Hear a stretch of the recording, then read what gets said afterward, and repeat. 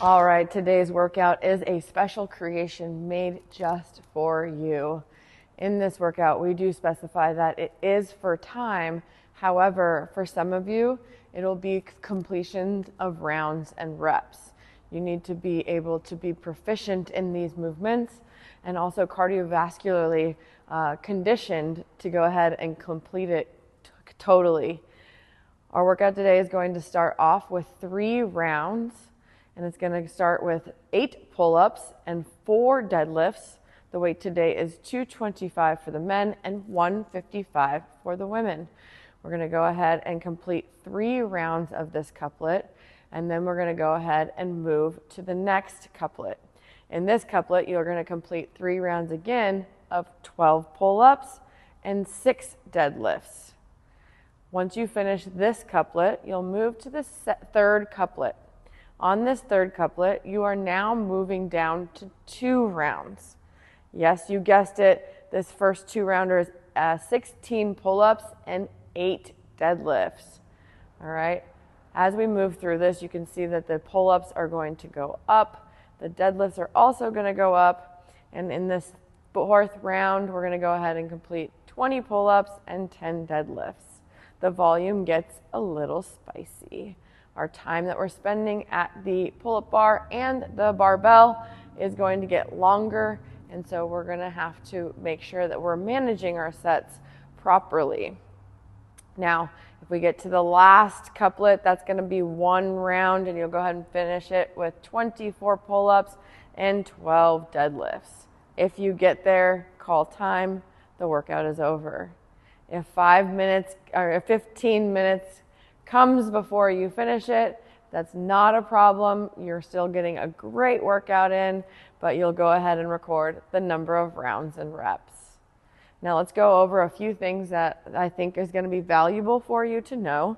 That for the pull-ups, if the pull-up volume is a little on the high side, we can first scale by scaling everything in half.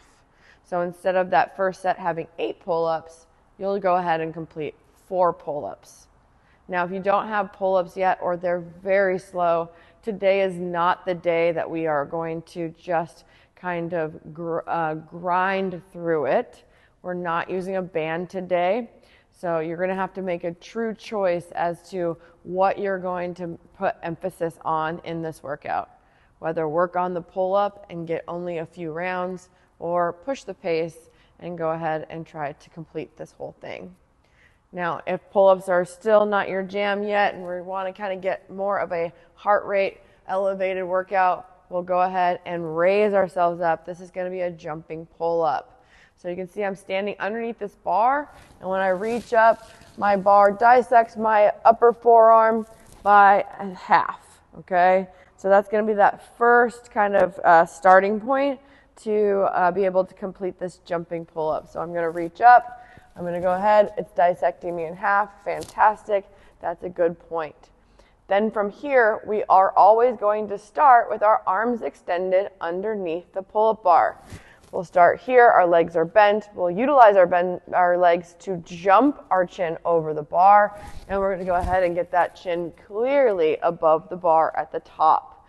We'll come back down, not actually going to a slow pace. We're going to drop straight to those feet and move into a cadence that resembles an actual pull-up, okay? So that's going to be our focus today, is either cutting the reps in half of the pull-ups or moving to a jumping pull-up. That will increase your cycle time and actually keep you moving throughout this workout. Now the deadlifts, we're not going to drop them from the top. We're going to control those suckers, and we're going to be mindful that this deadlift needs to be utilized and kind of moved with our legs and not our back. One thing that you can do to make sure that that happens is when we stand up, we're going to lock out our legs, squeeze our glutes. That's going to protect our back, and we're going to stand straight up. If we have an unlocked knee and we kind of try to lean back, that's going to put all that strain and stress into our lower back, and it's not going to feel very good towards the end of this 15 minutes. So really focus on that, moving this bar straight up and down, creating tension throughout the backside of our body in this workout. It's going to be fun. You're going to love it, and you're going to be better for it in the end.